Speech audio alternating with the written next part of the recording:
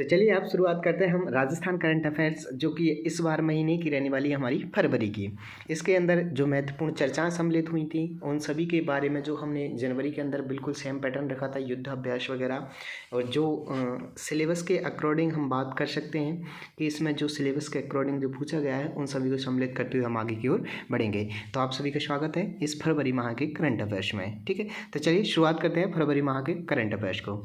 सबसे पहले हमारे सामने दिया गया है पीएम श्री सम्मान। राजस्थान की 4 हस्तियों को पद्मश्री पीएम श्री नहीं है, पद्मश्री है वो। राजस्थान की 4 हस्तियों को पद्मश्री सम्मान मिला है और 4 व्यक्ति, इसमें व्यक्ति कितने हो जाएंगे 5, लेकिन पुरस्कार कितने दिए गए हैं 4, क्योंकि जो अली बंधु थे उनको संयुक्त रूप से एक ही पुरस्कार दिया गया था। ठीक है, तो याद रखना कि राजस्थान में कितने लोगों को पद्मश्री मिला था, तो आपके 5 लोगों को पद्मश्री मिला था, लेकिन पुरस्कार कितने थे 4।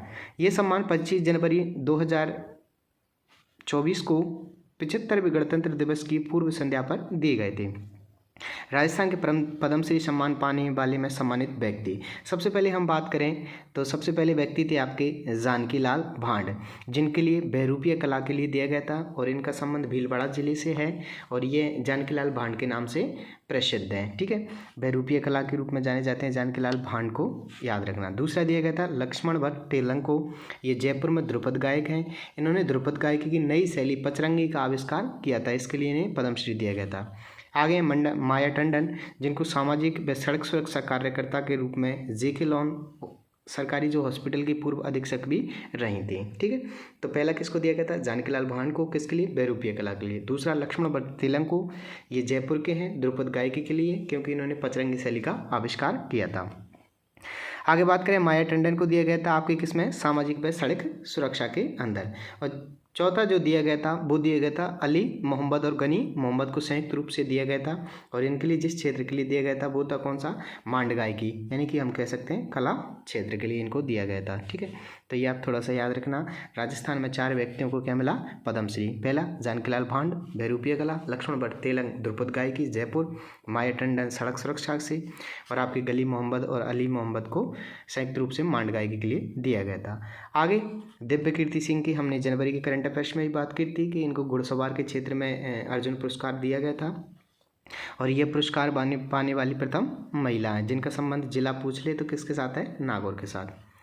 दिव्य कीर्ति सिंह ने जो एशियाई खेल में घुड़सवारी थी उसमें क्या जीता था, गोल्ड मेडल जीता था और चुनाव आयोग ने स्टेट इलेक्शन आइकन भी घोषित किया है। आगे महत्वपूर्ण क्वेश्चन याद रखना इसको मोस्ट में, महावीर प्रसाद सैनी, इनको द्रोणाचार्य पुरस्कार मिला था और ये पैरा एथलेटिक्स को ट्रेनिंग देते हैं, ये प्रसिद्ध कोच है। तो याद रख लेना महावीर सैनी को कौन सा पुरस्कार दिया गया था, द्रोणाचार्य पुरस्कार दिया गया था। ठीक है, और ये किसको ट्रेनिंग देते हैं, तो एथलीट को ट्रेनिंग देते हैं, वो भी कौन से हैं, वो पैरा एथलेटिक्स वाले। ठीक है, आगे हमारे सामने श्री हंसदेव, तो याद रखना ये भी पूछा गया था कि अभी क्वेश्चंस में।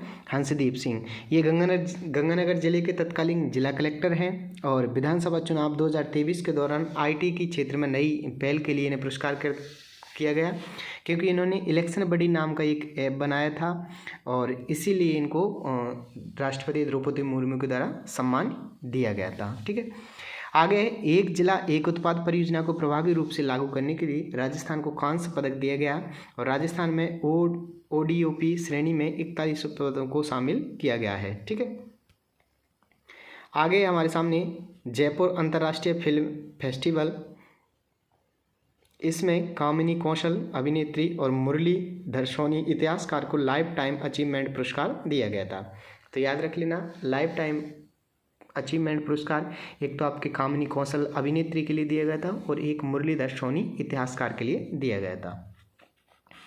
आगे आपके सामने आर्यन सिंह जो आपके कोटा के थे, इनको प्रधानमंत्री राष्ट्रीय बाल पुरस्कार से सम्मानित किया गया क्योंकि इन्होंने किसानों के लिए जो एग्रो रोबोट का आविष्कार किया जो आपके सिंचाई बुवाई और आपके साथ ही खुदाई में सहायक रहेगा। ठीक है, और सरकार ने इनको मेरा साथी ऐप का ब्रांड एम्बेसडर भी बनाया है। मेरा साथी ऐप का ब्रांड एम्बेसडर पूछ ले तो कौन है, आर्यन सिंह। इनका संबंध पूछ ले कभी तो कहाँ से है, कोटा से रहा है। ठीक है, क्यों दिया गया था? क्योंकि इन्होंने एग्रो रोबोट का आविष्कार किया था। आगे राजस्थान चिरंजीवी योजना, ठीक है।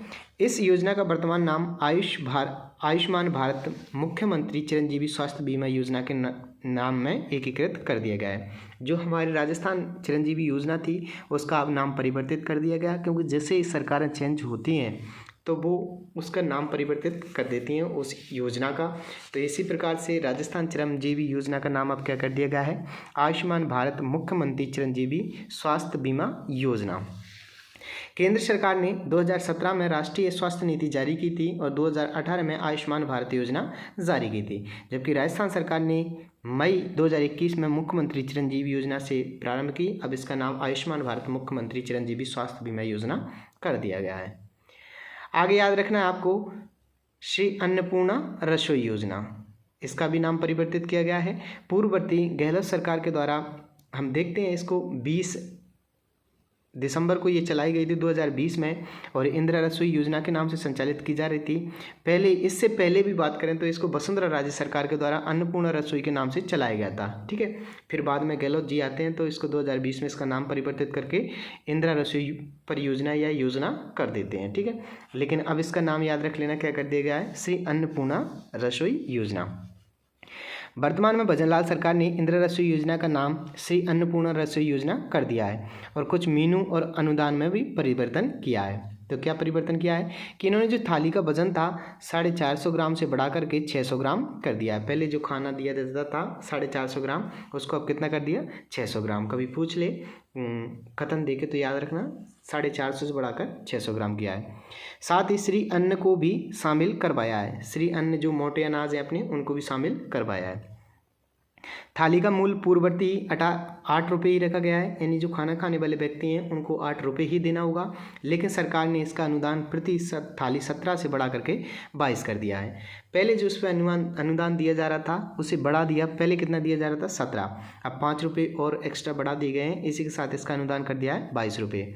वैसे थाली की कुल लागत 30 रुपये है, जबकि नागरिकों से कितने लिए जाएंगे? 8 ही लिए जाएंगे। तो क्या याद रखना है, जो इंदिरा रसोई योजना थी उसका नाम क्या कर दिया गया है? श्री अन्नपूर्णा रसोई जी कर दिया गया है, और इसमें 400 से 600 ग्राम बढ़ा दिया गया है, और 8 तो मूल्य रखा ही गया है, और साथ ही 5 रुपये क्या है? अनुदान राशि भी बढ़ाई गई है।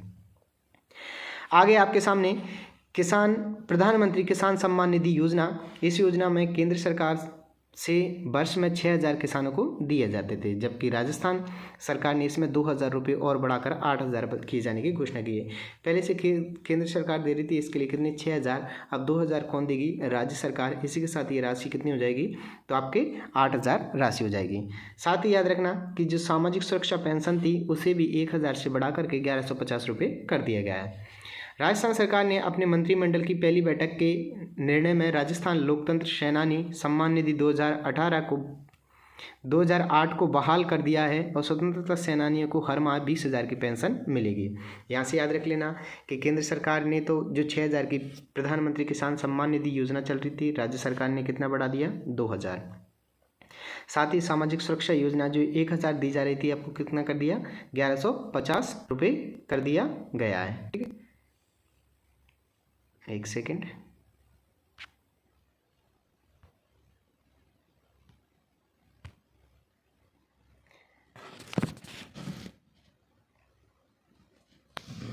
तो ये आपको थोड़ा सा और याद रख लेना है। आगे चलते हैं हम मुख्यमंत्री सिलेंडर योजना। 1 जनवरी 2024 से बीपीएल श्रेणी में उज्ज्वला योजना की लाभान्वित महिलाओं को गैस सिलेंडर 450 रुपये में मिलेगा, और वर्ष में अधिकतम कितने सिलेंडर मिलेंगे? 12 सिलेंडर इनको मिलने वाले हैं। किस योजना के तहत? तो मुख्यमंत्री गैस सिलेंडर योजना के तहत मिलने वाले हैं, और ये कब से किया गया है? 1 जनवरी 2024 से किया गया है, क्योंकि बाद बाकी जो सब्सिडी है वो आपके केंद्र सरकार के द्वारा दी जाएगी, और इस पर शायद 250 करोड़ का एक्स्ट्रा वास या 200 करोड़ का सरकार के ऊपर एक्स्ट्रा अतिरिक्त भार पड़ेगा। प्रधानमंत्री सूर्योदय योजना। इस योजना में गरीब एवं मध्य वर्ग के घरों की छतों पर फ्री सोलर पैनल लगाए जाएंगे। इस योजना के पहले चरण में राजस्थान के 3 जिलों को शामिल किया गया है, जयपुर, जोधपुर, सीकर। तो याद रखना, प्रधानमंत्री सूर्योदय योजना का संबंध किससे है? सोलर पैनल से है। राजस्थान में पायलट प्रोजेक्ट के तहत 3 जिलों पर काम किया जाएगा। जयपुर, जोधपुर व सीकर जिले को सम्मिलित किया गया है। आगे पीएम जनमन प्रधानमंत्री जनमन अर्थात प्रधानमंत्री जनजाति आदिवासी न्याय महाअभियान, ये योजना केंद्र सरकार की है और प्रधानमंत्री जनमन कार्यक्रम के तहत राजस्थान के 12 जिले की शहरी आबादी को मकान में 90,000 रुपये और पक्की सड़कों से जोड़ा जाएगा। इस कार्यक्रम में 75 कमजोर जनजातियों को समग्र विकास किया जाएगा। अभी याद रखना कि जो हमारा 75वां अमृत महोत्सव मनाया गया था, तो अभी सभी आंकड़े जो सर्वाधिक मिलेंगे वो 75 के साथ मिलेंगे। तो पीएम जनमन का संबंध 12 के साथ जनजाति जो है, और इससे याद रखना शहरी या राजस्थान की एकमात्र जनजाति समूह है जो कि 12 के भी किशनगंज साहबाद के अंदर देखने को मिलती है। इसमें आपको मकान के लिए 90,000 रुपये के साथ ही पक्की सड़कों से इनको जोड़ा जाएगा।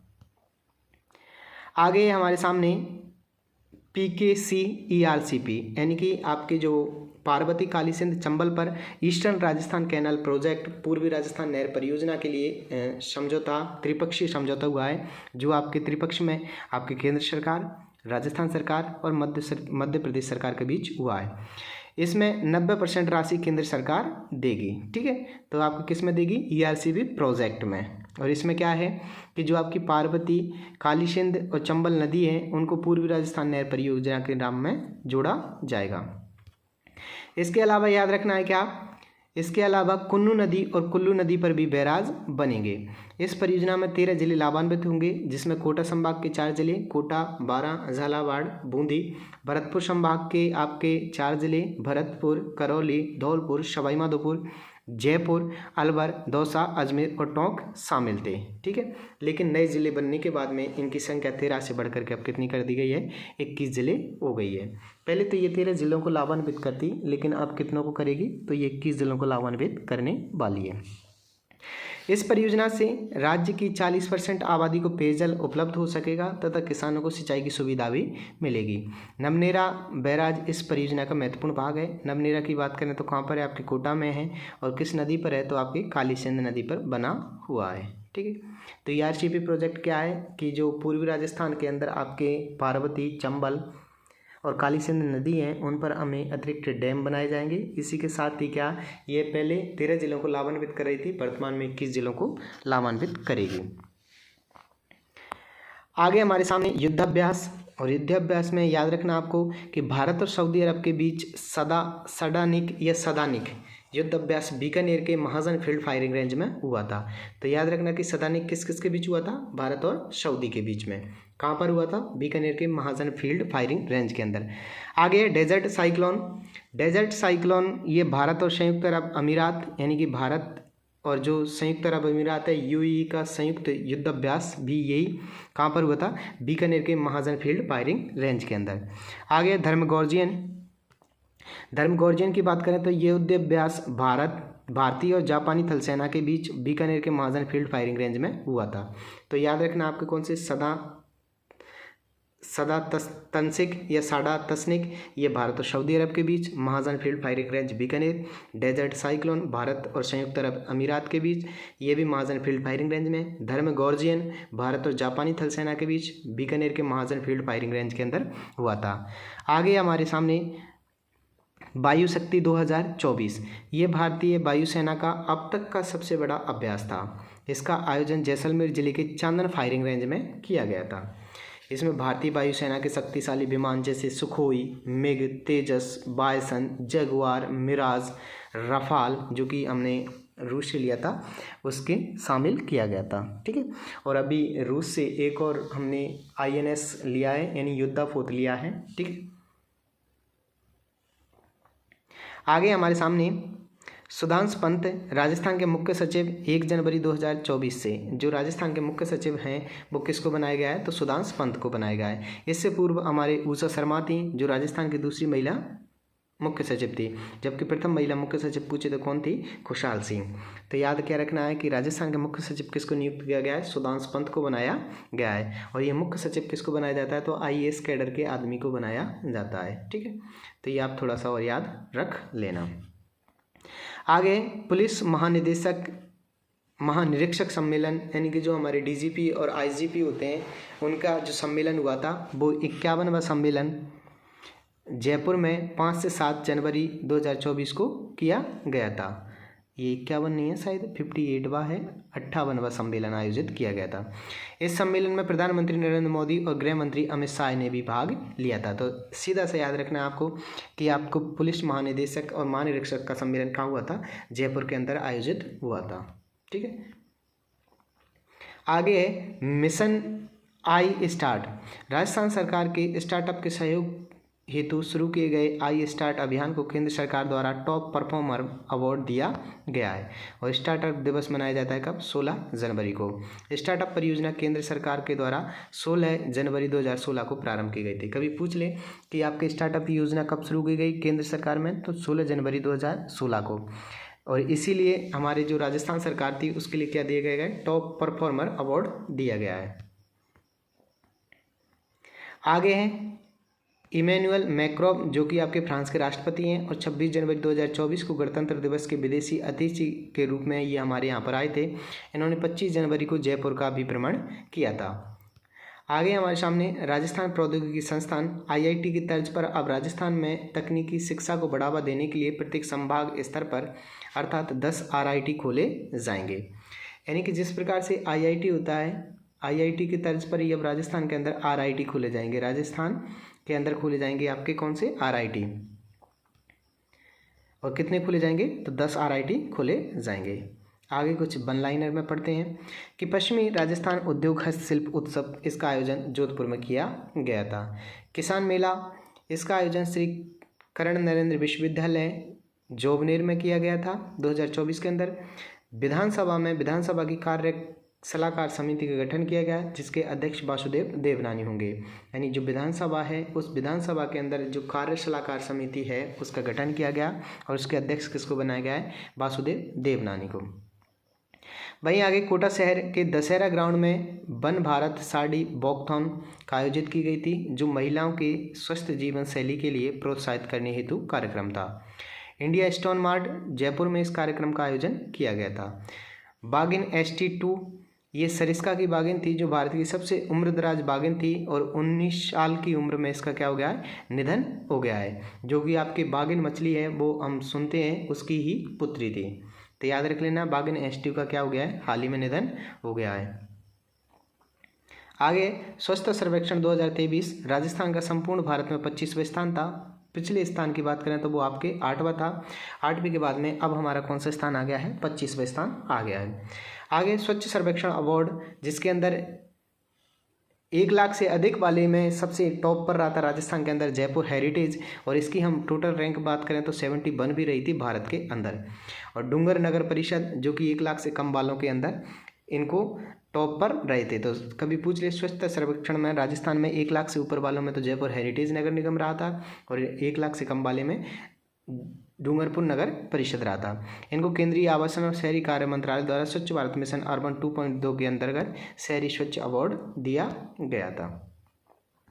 तो ये थी अपनी करंट अफेयर्स। चलिए थोड़ा सा और रिवीजन करते हैं इनका फटाफट से। तो आज हमने फरवरी का देखा था, पद्मश्री सम्मान दिया गया था, 4 व्यक्तियों को दिया गया था, जिसमें जानकीलाल भांड आपके भीलवाड़ा से बहरूपिया कला के लिए, लक्ष्मण भट्ट तेलंग को ध्रुपद गायकी के लिए दिया गया था, माया टंडन के लिए सामाजिक व सड़क सुरक्षा के अंदर दिया गया, गली मोहम्मद और अनी मोहम्मद को मांड गायकी के लिए दिया गया था, दिव्य कीर्ति सिंह को अर्जुन पुरस्कार दिया गया था और ये पुरस्कार पाने वाली प्रथम महिला है। महावीर प्रसाद सैनी को द्रोणाचार्य पुरस्कार मिला था, ये आपके पैरा एथलेटिक्स के कोच हैं। अंशदीप को राष्ट्रपति के द्वारा सम्मानित किया गया क्योंकि इन्होंने आपके इलेक्शन बडी नाम का एक ऐप बनाया था। एक जिला एक उत्पाद के तहत प्रभावी रूप से लागू करने के लिए राजस्थान को कांस्य पदक का पुरस्कार दिया गया था।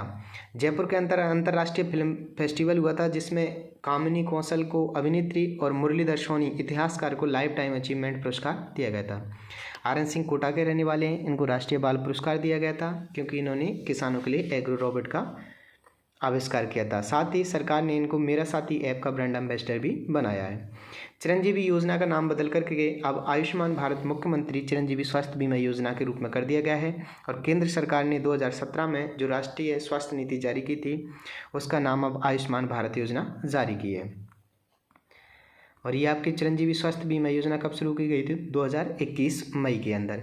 अन्नपूर्णा रसोई योजना पूर्ववर्ती गहलोत सरकार की जो आपकी इंदिरा रसोई योजना थी उसी का नाम आप क्या कर दिया है? अन्नपूर्णा रसोई योजना। इसमें भोजन की थाली का वजन बढ़ाकर 600 ग्राम कर दिया गया है और साथ ही अनुदान 5 रुपये बढ़ा करके 22 रुपये कर दिया गया है। आगे आपके सामने प्रधानमंत्री किसान सम्मान निधि योजना जो कि आपके 6,000 रुपये दिए जाते थे, अब राज्य सरकार 2,000 और देगी, तो इसके साथ 8,000 की राशि दी जाने वाली है। साथ ही सामाजिक सुरक्षा पेंशन योजना को बढ़ा करके 1,000 से 1,150 रुपये कर दिया गया है।